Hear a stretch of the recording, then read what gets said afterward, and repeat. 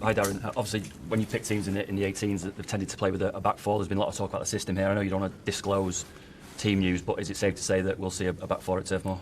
Well, we don't know yet. I can't disclose that. I think when you talk about the under-18s teams, that's a style and a system that the club thinks is best for developing players. So I think it's a system that we use. I think it's something that's come in terms of how we set up in midfield, how we set up with defenders. So I think for developing players, it's a really, really good formation and system.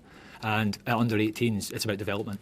So I think that's the important thing for us is when I'm leading the under-18s, trying to develop players. So you're picking teams, you're experimenting, you're doing different things, you're challenging them, you're playing young players. So of course you try and win every football game, but fundamentally we're trying to develop players, and that formation definitely suits that. So that's a club formation that we use, and it's a formation that I've been used to playing for a long time as well. Sorry. Hi Dan, you said it doesn't sit easy with you, the circumstances taking over, which is entirely understandable. Did you speak to Ruben before he left yesterday morning? I didn't have the chance.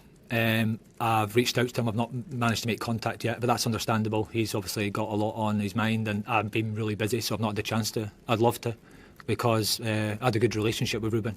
He was great with me. He was very welcoming to me and to his staff at the end of last season. In terms of being the under-18s coach, in terms of small communication I've had this year because I've been on another side of the building, always good interactions.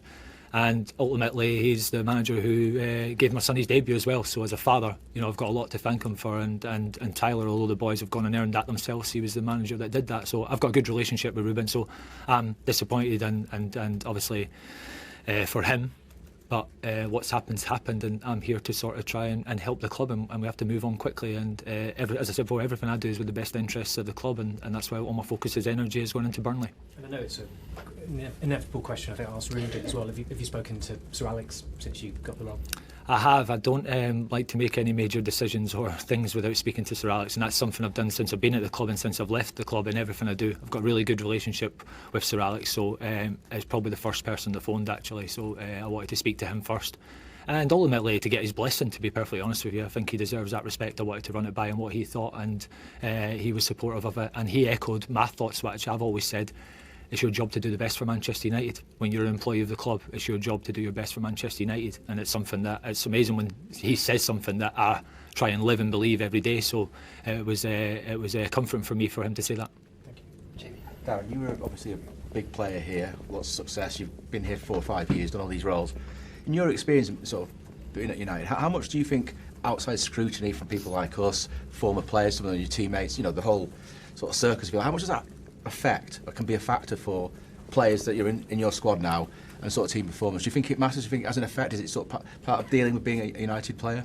I think it has an effect because it's part of dealing with being a Manchester United player. I can only reflect on my experience as a player, and it was there when I was a player. I was a young player, I had to come into the team in a season where we finished second and it's the end of the world. And I've experienced that. What I look back on is, and we were very lucky, we had Sir Alex, we had Roy Keane, we had the experience around players around us who protected us and helped us. And fundamentally that's not the case anymore because there never will be another Sir Alex.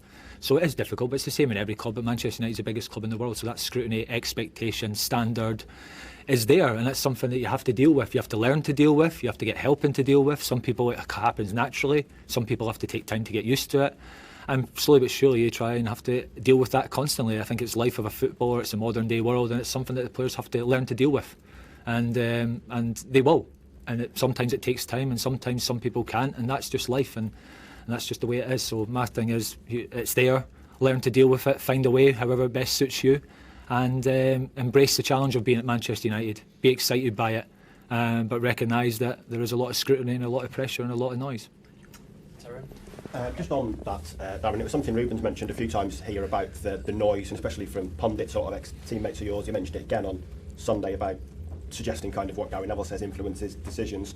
How difficult is it for this club to get back on its feet when that sort of thing's happening on a daily basis? Do you either need bigger characters within the club, within the dressing room, or do you need some of those ex-players to kind of understand the situation and maybe go a bit easier on the club and the team? No, you can't ask them to go easier because they're passionate guys, and I think they're a right to their opinion, and they're really good. They're engaging. They're good to listen to. I enjoy listening to them. I had years of listening to them in the dressing room, and I used to sit and I used to listen to them. I used to take it all in. But I think it's Sorry, what was the first part of the question? I've got off track there. It's obviously a bigger thing now. There's more of these pundits about. You can't miss it on social media. How difficult is it for everyone at the club, not just the dressing room, but executives, coaches as well, to ignore it? Well, it's difficult, but you have to. I think it's winning football games is important. Winning football games, winning trophies, going on a journey. That's life. That's football, especially here. It's about winning. People want to win football games. People want to be entertained. People have a standard at what Manchester United is and what Manchester United expects. I think fans, especially in Old Trafford, have been amazing in recent years, if I'm perfectly honest with you. I think there's been a few moments here and there, but in general, the support that the fans have give players, managers, understanding of the situation, I think it could have been a lot worse inside the stadium. I've probably experienced other stadiums where it has been a lot more pressure and hostile, so maybe the players have to deal with that noise more than actual stadium sort of pressure, so that should help, and I think the fans have been amazing in that, and I'm going to sit here today and ask them to support the players, not me, support the players in the club, because they need it and they need that help. Outside noise, ex-players, it's difficult to deal with. It's not easy because those players have won everything. They've got success behind them. They've got trophies. So it's hard to criticise them back because they've got their medals on the table. So it's really, really difficult. But again, that's what it is being a Manchester United player. Get your head around it, learn how you're going to deal with it and embrace the challenge. James? Darren, what's the sort of mood been like in training the last sort of couple of days?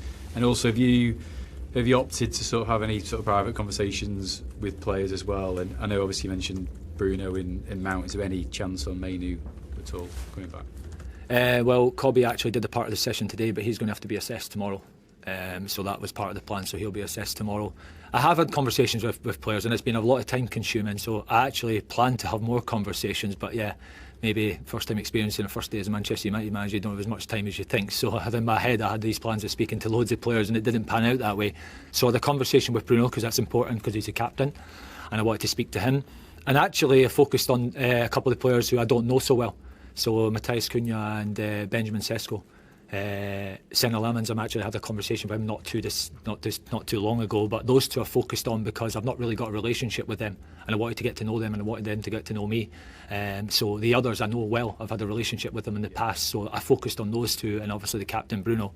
And then as game time gets closer tomorrow, there'll be some individual chats and meetings and just chatting to them in general, like around the training ground, around the canteen and things like that. I think it's really important. Is that as much like what you expect from them, or are you actually more interested in hearing what they have to say? And a bit of everything really. Get to know them, have a conversation, ask some questions about them, how they're finding it, how they're experiencing the club, how they've found things. Just trying to get to know a little bit of what I think of them as players, my thoughts on them, how they've been, all that sort of stuff. That's just a general chat, really, getting to know them, trying to build first steps of a relationship rather than being cold when you know 95% of the squad and you don't know those two. I think it's important that I tried to do that. Last question, Paul. Darren, how do you assess the state of mind and the confidence of the players? Because it's been obviously quite a kind of whirlwind 48 hours for them. I think confidence is part of everyone's at a different stage in confidence, and it's really important in football. But I think you see players coming back from injury who've missed a lot, they're going to be in a certain state of mind. You've got other players who are playing well, you've got other players who are not playing so well, so confidence is up and down. I think the players you could see that nobody likes to see somebody lose their job. I'm sure you could sense that in the building yesterday. But today, you have to move on very, very quickly, and it's important that we have a good energy going into the game. We can't be going into the Burnley game with not a good energy. So it's important that you have to be, move on very, very quickly. Football's a cruel game, it's life, it's football, so it's important that we try to create a little bit of energy today and a little bit of spirit, and I think we got that in training today, and hopefully there's more of it again tomorrow. Okay. Thanks everyone for taking. Thanks guys, cheers.